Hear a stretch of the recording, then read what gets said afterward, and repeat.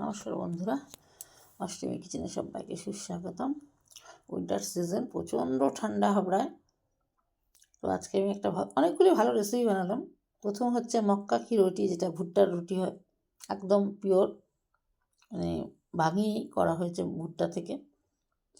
তো যেভাবে বানালাম, ভুট্টা আটা নিলাম, প্রথমে গরম জল করে নিলাম একটু নুন দিয়ে, তার মধ্যে আটাটা দিয়ে ভালো করে নেড়ে মিনিট 20 ঢেকে রেখেছিলাম। তারপরে ভালো করে হাত দিয়ে প্রেস করে একটু মেখে একটু মধ্যে ঘি দিয়ে মাখিয়ে আবারও খানিকক্ষণ 10-15 মিনিট রেখে দিয়ে তারপরে আমি ওই ভুট্টার আটা দিয়েই ভালো করে গোল গোল করে বেললাম। আমার তো সাইড ফাটেনি, আমি একটু আস্তে আস্তে করেছি, দেখলাম সাইড ফাটেনি। অনেকে সবারই সাইড ফেটে একটা প্রবলেম থাকে।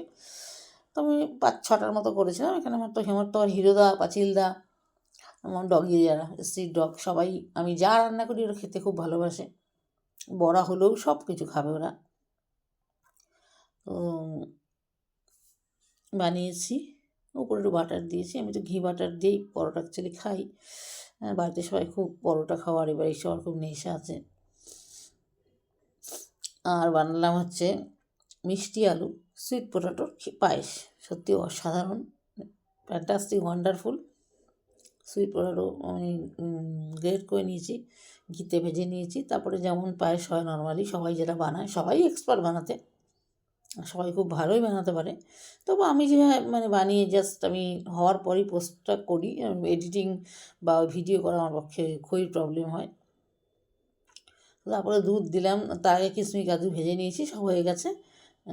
চিনি না দিলেও চলে, বেশ ভালোই মিষ্টত্ব থাকে। আমি তো চিনি খাই না একদমই। আমি তো অন্য কিছু গুড় দেওয়া যেতে পারে, আমার তো পাটালি গুড় ছিল, আমি দিইও নি, তবু একটু হালকা দিয়েছি। নলেন গুড় একটু হালকা দিয়েছি, হালকা হালকাই মিষ্টি রেখেছি এমনিতে। তাছাড়াও হালকা লাইট মিষ্টি হয়েছে। আর সর্ষে শাক, ওটা খুব দারুণ জিনিস শীতকালে।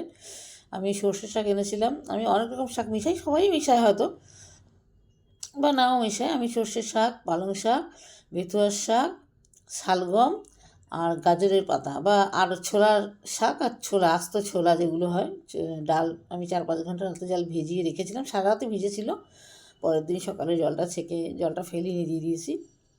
আর শাক, সব শাক রাতে ভিজিয়ে রেখে দিয়েছিলাম 3-4 বার করে। তারপর ধুয়ে প্রতিটা শাক কুচি কুচি করে নিয়েছি।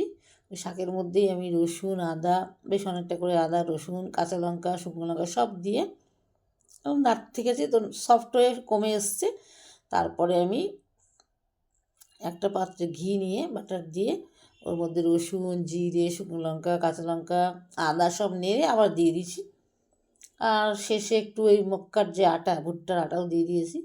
তো ঘি অন্তত আমি 3-4 চামচ দিয়েছি, কারণ ঘি আর বাটারেই এটা খেতে ভালো লাগে। সত্যি স্মেল দারুণ আসছে। সবাই বলে যে সর্ষের শাক 3-4 দিন রেখে খান, করে ভালো লাগবে। 3-4 দিন খাওয়ার কারণ আমার বাড়িতে আমি মেনলি কী বলবো, প্রত্যেকটা রান্না এবেলাটা ওবেলা কেউ খায় না। আমি 3 বেলাই রান্না থাকে আমার। কোনো রান্না তো ফ্রিজে রেখে খাই না, প্রশ্নই নেই। তো যেটা হলো, আমি 1 বাটি রাখলাম, উপরে একটু বাটার দিয়ে দিলাম লাস্টে। তো এই হলো ব্রেকফাস্ট। ডিমের পোচটা যেন না ভাঙে, ভাঙলে আবার বিপদ আছে। এটা নর্মালি ডিম, আমি বেশি দেশি ডিমই রাখি। তো খুব সুন্দর একটা রেসিপি। সর্ষের শাক সত্যি দারুণ স্মেল আসছিলো। আর এই সুইট পটেটো পায়েস দারুণ দারুণ ব্যাপার। তো আপনারা বানিয়ে ফেলবেন সবাই। আর আমাদের দেশের মোটামুটি মহিলারা সবাই, আর ছেলেরাও আজকাল খুব ভালো রান্না পারে। তো আমি এটা করলাম। শীতকালেই বিশেষ করে এই রেসিপিগুলো খাওয়া হয় বেশি, সারা বছরই খাওয়া হয় পাওয়া গেলে। আমার বাড়িতে বাগানো আমি সর্ষের শাক লাগিয়ে দিয়েছিলাম। তো এভাবে বানিয়ে ফেলবেন। একটা খুব সুন্দর রেসিপি, খুব সুন্দর একটা জিনিস হলে আমি কিছু হলে আমি ইউটিউব বা ফেসবুকে ছাড়ি, পোস্ট করি। তো খুব ভালো লাগলো।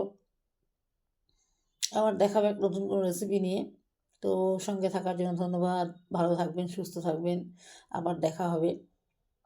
টাটা, বাবাই। শীতের সকাল। Thanks for watching.